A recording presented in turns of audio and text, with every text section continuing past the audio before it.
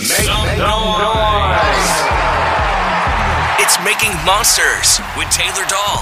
It's like beer and brats, a perfect combination. You know the deal.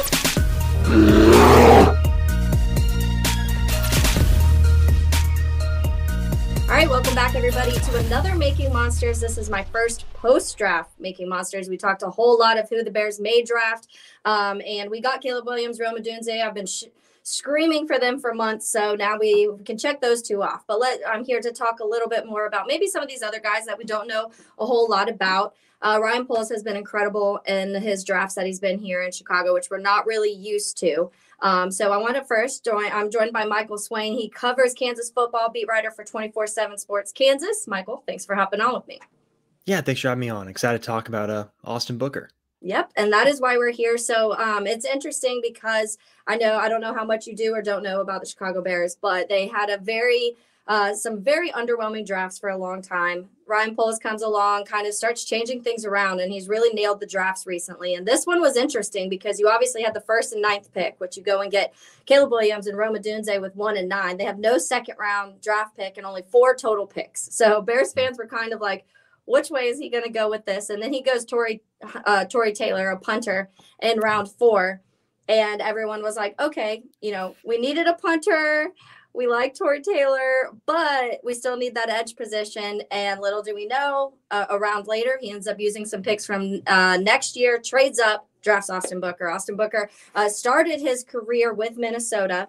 But his best career year, obviously, was at Kansas. When you look at his numbers of what he was able to do at Kansas that year, 56 tackles, 12 for loss, 8 sacks, 2 forced fumbles. So it seems like he was kind of all over the field. But I want to start there. I want to see what you guys were thinking, because they must have seen something at Minnesota where they felt like he was going to add something to the defense there. So just thoughts on when he first arrived at Kansas.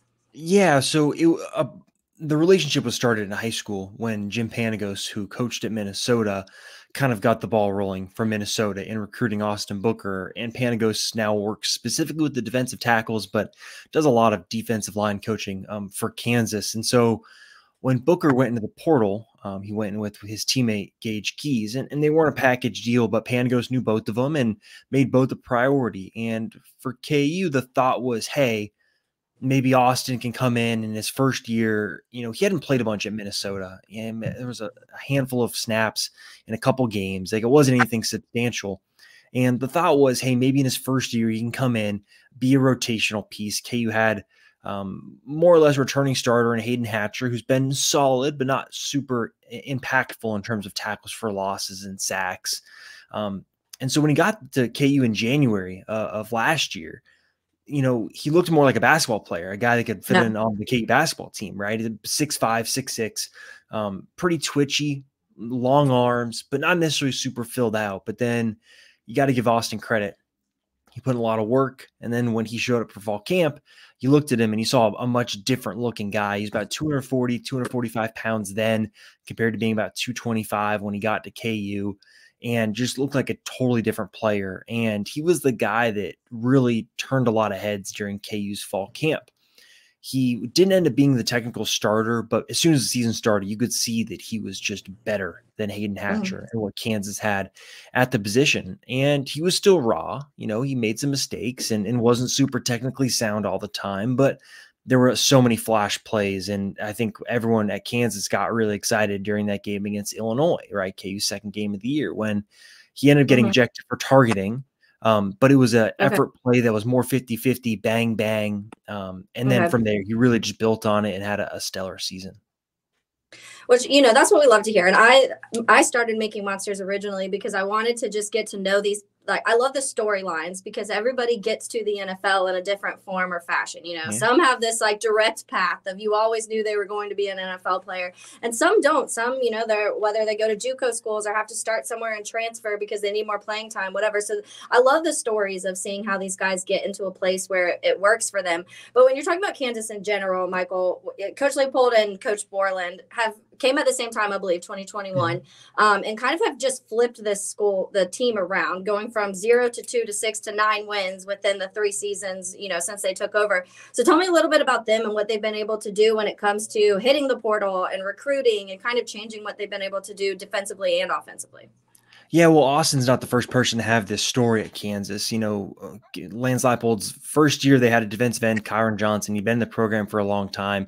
He graduated. And so basically the first full off season that Lance got, and you got to keep in mind that they got hired, this time, right? I think it was first week of May in 2021. Yeah. So they didn't even have a spring to recruit.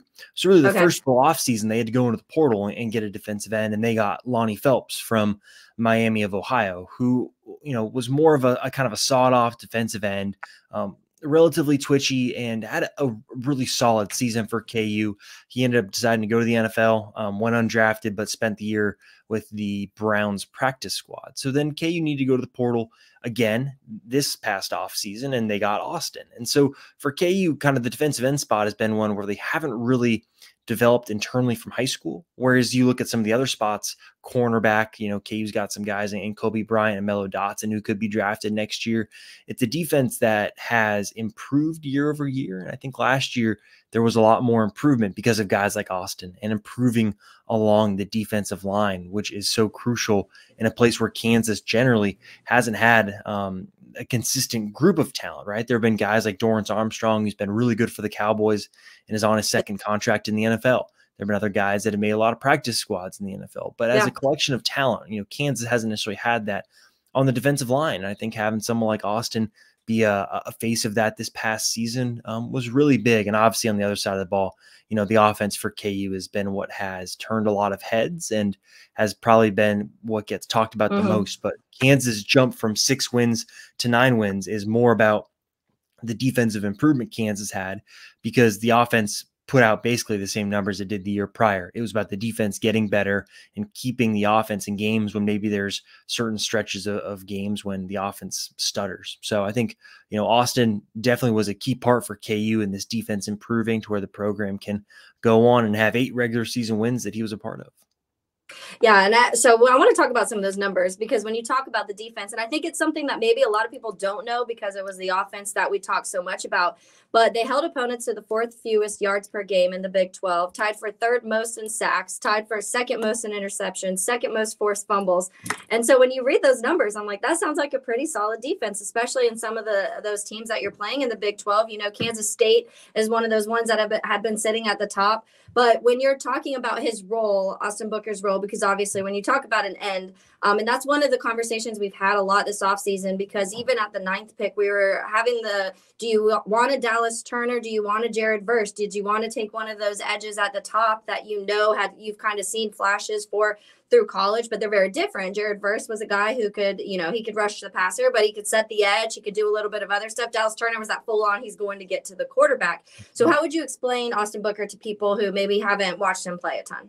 Well, so he's someone that is going to take time to develop. If you're into the PFF college grades, he graded alongside those guys, right? Dallas Turner and Verse, his grades were not too far off of what those guys were putting up. Now, I think there's something to be said for having the grades that come from really good plays in pass rush situations versus, how Austin was against the run. And I think that is going to be the big key for him, taking that next step in the NFL, where at Kansas, you can kind of get away with not being the best against the run because at the weak side defensive end spot, you can kind of make up with your twitch and athletic ability and your motor, where in the NFL, right, that twitch is matched by a lot of the tackles, and the motor isn't going to matter as much because the play speed is going to be so much faster. So, for Austin at Kansas, a lot of what he did production wise was in really big downs, right? 3rd downs, 2nd and long. Like, he was a really big player for KU getting after the quarterback, right? You read off those sack numbers at the beginning, the pressure numbers are even more. And there were so many instances where he got close and created a pressure that forced a rollout that then got a sack or an incompletion. He was a really impactful player for KU, especially on those pass rushing downs. Looking at him going up a level, putting on weight, he didn't test super well right at the combine or at his pro day. A question of, okay, is that a bad sign, or is it just a fact of, you look at someone, Keon Coleman didn't run a great 40, but ran really fast when it came to the gauntlet drill. I think that's kind of what Austin is like. He's not necessarily someone that's going to go in a combine setting and put up insane numbers.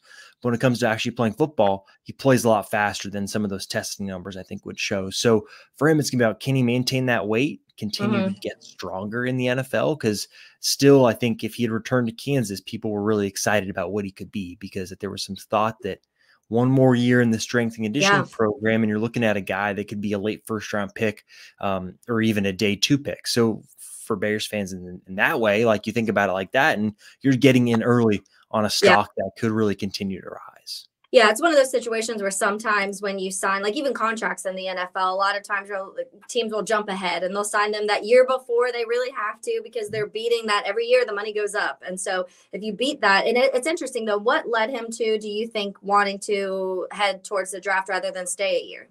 Yeah, so there are probably a lot of different factors in that. You know, his best friend Gage Keys did transfer from Kansas.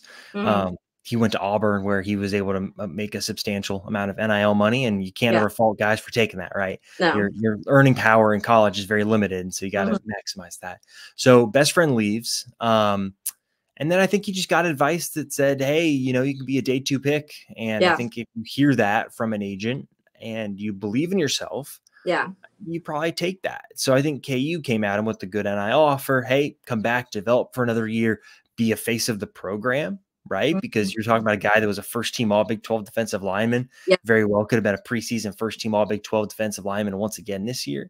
And they tried to come at him with a good offer and the opportunity. And I think he wanted to bet on himself again and go make that pro jump, right? Everyone's dream is to make it to the NFL. And there are no guarantees going back to school.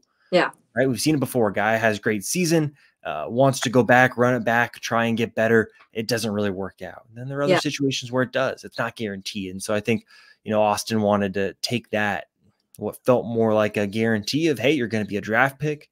There's a good chance you land in a good situation, and you get the clock started on getting that second contract, which is really where the money's made. Yeah. Well, and that's what you mentioned, the All Big 12. He also was the Big 12 newcomer too, because obviously one season there and immediately flashed. Were there things that you noticed just getting better as the year went on for him? Because I feel like, you know, I think it was week 2, he had 2.5 sacks in one of those games. So immediately you were seeing impact, but you were talking about the pressures in general. Was that something you saw just kind of increase and get better throughout the season too? I think consistency got better and he became more durable. I think early in the season, KU wanted to ease him into the year, because he hadn't played a bunch. And I think the last thing you want to do is throw a guy into the fire playing, you know, 75, 80% of the snaps, and he kind of wears down over the course of the season. And I think he got more durable as the year went on. And look, I think if you look at the numbers, you're not going to see the fact that he sprained his MCL right before the Oklahoma State game in practice and played a few weeks with a sprained MCL. And he really wasn't ever the same, right? Wore a big brace, but was still very productive. So I think his consistency really did improve over the course of the year, and other teams took notice, right? As the year went on, he was getting the double teams. And that's saying something, right? For a guy that started the year being a rotational piece to someone that was at the end of the year commanding double teams. So I think if Bears fans want to look at a game that I think he really flashed, you can watch that Texas game. Texas has an insane offensive line in college. They've got Kelvin Banks, who I think was a draft pick this year. They've got another guy that will be a draft pick next year. And then on the interior, they're really strong as well. So Austin was really good in that game. And that's a really good Texas offensive line that obviously made the college football playoff. So, I mean, if you're looking for a game to see what Austin is about and what he's like, you know, that Texas game is definitely one to see. Yeah, and I did a few Texas podcasts just because of guys like Byron Murphy. So it'll be interesting, honestly, to see this defense, Michael, because edge position is something the Bears are looking for. It's one of the positions of need. I do think they'll probably go try and grab a veteran, maybe a Yannick Ngakoue or someone who's just kind of still hanging out there. But I think it may be a good situation. Montez Sweat would be across from him. There's some young guys in the center with Javon Dexter from Florida, Zach Pickens from South Carolina that they drafted last year. So it's pretty young on the interior, but on the outsides it had, you know, a little older, more veteran guys, same with the linebacker group. So it'll be an interesting defense, but guys like this are ones that I feel like Ryan Poles loves. When you come to, when you look at the history of Ryan Poles drafts, the fit, the RAS scores, all of those type of things kind of fit what Ryan Poles has done historically, especially when it comes to his defensive pieces. So it'll be interesting. But I want to final one before I let you go. So if you were when you were looking at, okay, possible places that he could land and where may he go, because we're talking about Kansas, and we know that Chicago is one of those places that people say it's one of the more difficult places to play just because of the wind, because of the weather, because of the expectations there. How personality-wise can Austin Booker handle situations, high intense situations like that? I think it'll be fine. It's one of those situations, I got to know Austin pretty well, through interviews and in the recruiting process too, when he's in the portal. He's a guy that just does his work, not big into social media. If you text him, you may not get a text back for a couple of days. He's that type of guy that it's very much focused on his work. I don't think that will matter too much. I don't think the cold's going to matter too much. He's from Indianapolis as a kid, so he's played football in the cold before. I think the situation is really solid. He's not going to, hopefully probably won't be asked to be a starter day one. Give him a year or two to kind of get the ropes, get stronger. And then I think kind of, late year 2, year 3 is when you'll really see him kind of start to hit that ceiling where I think he can be a guy that starts games in the NFL. If things go right, he can stay healthy and really put together, year on year of getting stronger and getting faster. And I think having someone like Montez Sweat will be really important for him, because obviously Sweat's a really twitchy guy. Yeah, I agree. And that's something I think Austin could use some work with. And I think working with Sweat could obviously help him as well, trying to improve on that. Yeah. And I think too, Bears had and have had, it's kind of their thing, has been the defense for a long time. And we had a few years where the defense struggled a lot. And even the first half of last year, before we signed Montez Sweat last year, it looked like things were a disaster. They were allowing on average 31 points a game, and that dropped to 18 after they drafted Montez. So it just shows what a force Montez Sweat is. But they also had similar situations where it was like they weren't quite getting to the quarterback, but the pressures were there. So you had guys hovering around the quarterback, and they were causing a little, wreaking some havoc up there, but not quite closing out. And that's where we're ready to see that change now. And I think that Austin Booker maybe being able to sit behind some of these guys watching this development too will help him. So I really appreciate it though, Michael. I know not many people probably know a whole ton about Austin Booker, and it's someone that you said he's from Indiana, which we have a lot of Indiana people. I actually grew up in Indiana, but love it. So it'll be fun. I love it too. But thank you so much. I really appreciate you hopping on with me. Of course. Well, thank you for having me. Yep. Have a good rest of your day. Thanks. You as well.